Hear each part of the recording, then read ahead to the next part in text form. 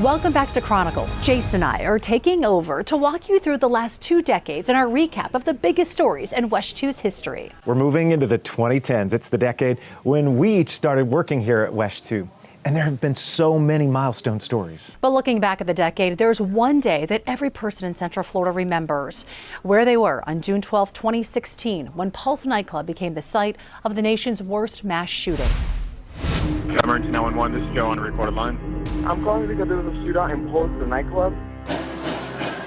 Oh my God. I'm listening to you guys too because you guys can get information and you'll let us know, like if there's how many fatalities. It was the night that changed the city beautiful forever. Did you hear gunfire? Yes. What did it sound like? Come on. How many Can't shots? stop. The guy no stop. He kept shooting? Mm. How many people are shot? I see more than 20 people in the floor. When the sun came up that morning, Pulse nightclub would become known as the site of the deadliest mass shooting in America at the time. Tonight, we had a crime that will have a lasting effect on our community. We need to stand strong. We need to be supportive of the victims and their families. And it is with great sadness that I share we have not 20 but 50 casualties. 49 were killed. More than 50 others were injured during Latin night at the gay nightclub. I first had to take a really deep breath because I didn't want to break down in the middle of doing that. Mayor Dyer sat down with WESH 2 for our 6-month special report after the shooting. WESH 2 produced hundreds of reports detailing the night of Pulse and the lasting impacts. Authorities say the shooter entered the nightclub off of Orange Avenue and Cayley Street around 2 a.m. and then began firing his weapon. As many as 300 people were inside at the time.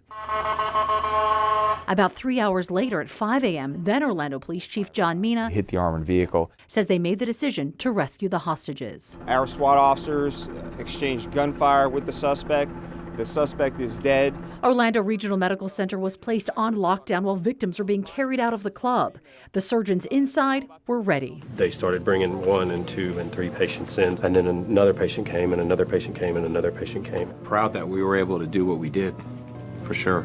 I would say this is the worst and the best day of my career. And when they were ready, we heard from the survivors. I never thought in a million years that this could happen. Patience Carter shared her story with all of us, even then President of the United States. In the days that followed, President Obama and VP Biden flew to Orlando to visit with the survivors and left 49 white roses in honor of the victims. Central Florida rallied around Pulse and the LGBTQ community, from the remembrance ceremony at Lake Eola, the vigil at the Dr. Phillips Center, the 49 crosses, and the funerals.